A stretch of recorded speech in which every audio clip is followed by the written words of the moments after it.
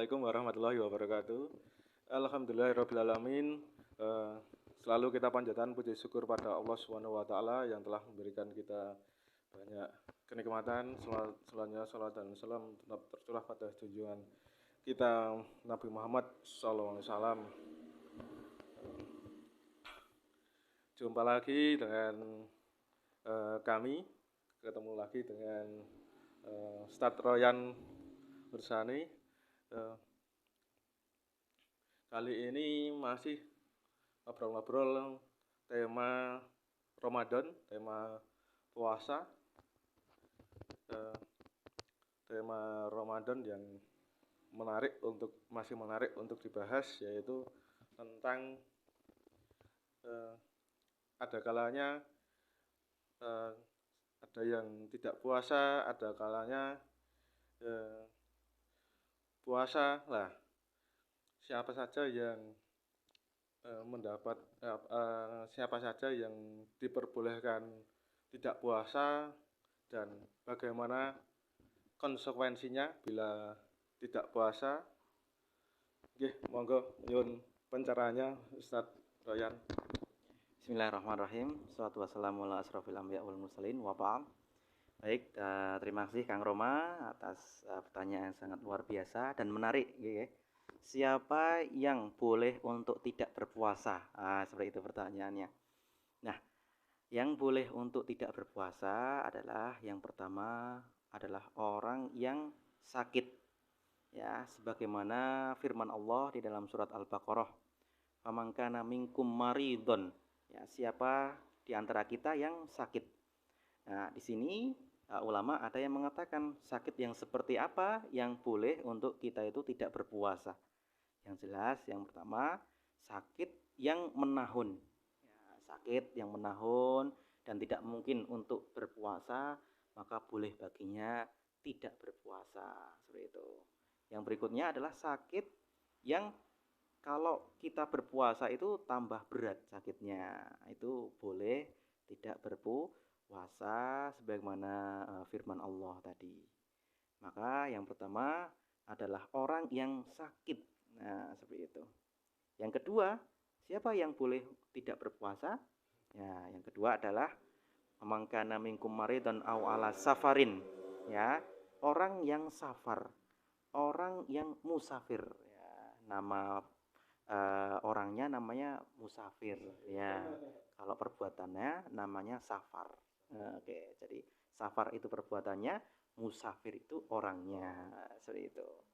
Maka musafir boleh tidak berpuasa.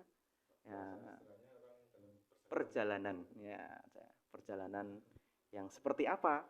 Perjalanan di sini memang tidak ditentukan, tetapi perjalanan yang membuat kita itu ada masyakoh, ada kepenatan di situ. Contohnya kalau Bapak Ibu pergi dari kota ke kota lain, ya, dengan mengendarai sepeda motor atau mengendarai mobil, atau pergi ke suatu negara dengan menggunakan pesawat, itu boleh untuk tidak berpuasa. Maka dia apa yang dia lakukan? Mengganti di hari lain, seperti itu. Tuh. Itu yang kedua, ya. Tentu yang ketiga adalah wa 'alal ladzina yutiqunahu fidyatun ta'amu miskin. Orang yang kata Ibnu Abbas adalah orang yang tua, orang yang sudah sepuh, bahkan pikun, itu boleh untuk tidak berpuasa. Ya, karena Ibnu Abbas memahami bahwa orang-orang yang berat menjalankannya itu termasuk orang yang sudah tua, orang yang sudah sepuh, orang yang sudah pikun. Nah, itu boleh untuk tidak berpuasa. Terus kemudian dia harus apa? Dia boleh mengganti di hari lain atau dia membayar fidyah. Nah, seperti itu. Fidyah, ya. Jadi menurut ulama yang saya nukil di dalam beberapa kitab bahwa orang yang tua itu boleh membayar fidyah, seperti itu. Termasuk siapa? Orang yang berat menjalankannya. Tadi orang yang berpergian, orang yang sakit, kemudian orang yang sudah tua, kemudian orang yang menyusui dan hamil. Nah, seperti itu. Hamil dan menyusui itu boleh tidak berpuasa. Ya. Kemudian efeknya apa akibatnya? Dia membayar fidyah seperti itu. Meskipun ada ulama yang mengatakan dia harus mengganti di hari-hari yang ditinggalkan. Tapi di sini ada ulama yang mengatakan dia cukup membayar fidyah. Kemudian siapa yang tidak berpuasa lagi? Orang yang haid. Nah, seperti itu. Sebagaimana hadis dari Sayyidah Aisyah bahwa Sayyidah Aisyah pernah berkata bahwa kalau perempuan haid itu dia tidak puasa, tidak sholat. Nah, tapi apa efeknya? Efeknya dia mengganti di hari yang ditinggalkan. Di Sayyidah Aisyah mengatakan kunna nu'mar biqada is-shaum wala biqada is-shalat. Kami itu diperintah untuk mengkodok. Mengkodok itu artinya mengganti puasa yang kami tinggalkan, tapi kita tidak diperintah untuk mengganti sholat yang kita tinggalkan. Nah, seperti itu. Mungkin kalau sholat banyak ya, dan mungkin itu masyakoh berat dan lain sebagainya. Tapi kita boleh, iya kalau puasa kan mungkin bulan Ramadan ya 29 hari atau 30, mungkin dia haid mungkin berapa hari, 4 hari, 5 hari maksimal kata Imam Syafi'i. Orang haid itu kan 15 hari seperti itu.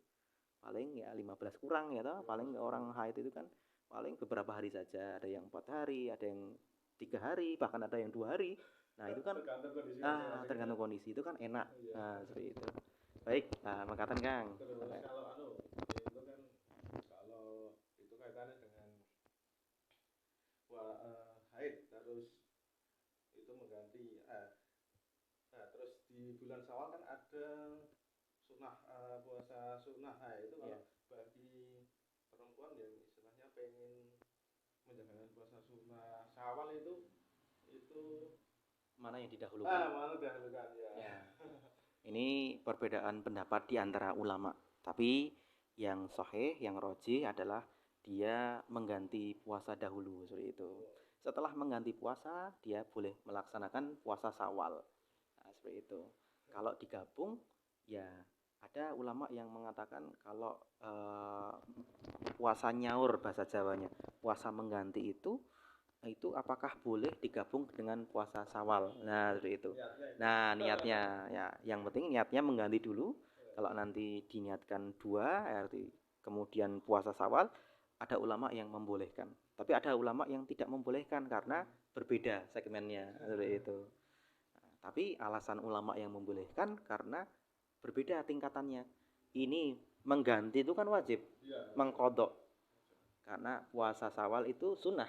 Nah, wajib sama sunnah itu ada yang mengatakan seperti itu, maka bisa-bisa saja ngaten nggih. Harus beda niatnya Ya, seperti itu. Maka itu kan berbeda kadang-kadang ya, seperti itu. Tapi ada ulama yang membolehkan ya, tapi kita cari pendapat yang tengah-tengah saja gitu. Ya kita bayar dulu puasa, setelah itu kita mau ya betul, kewajiban dulu. Setelah itu kita mau berpuasa sunnah, silahkan seperti itu. Boleh gitu ya. Itu seperti pahalanya puasa setahun seperti itu. ya. Itu tentang hal-hal yang siapa saja yang boleh tidak puasa dan apa saja konsekuensinya. Terus tadi selanjutnya kalau perempuan mau menjalankan puasa sunnah Syawal mana yang didahulukan. Semoga dapat bermanfaat bagi teman-teman yang lihat video ini. Semoga bermanfaat. Demikian untuk sesi kali ini. Kami ucapkan terima kasih pada Ustadz Royan. Semoga mendapat pahala yang banyak dari Allah. Astagfirullahaladzim. Wassalamualaikum warahmatullahi wabarakatuh.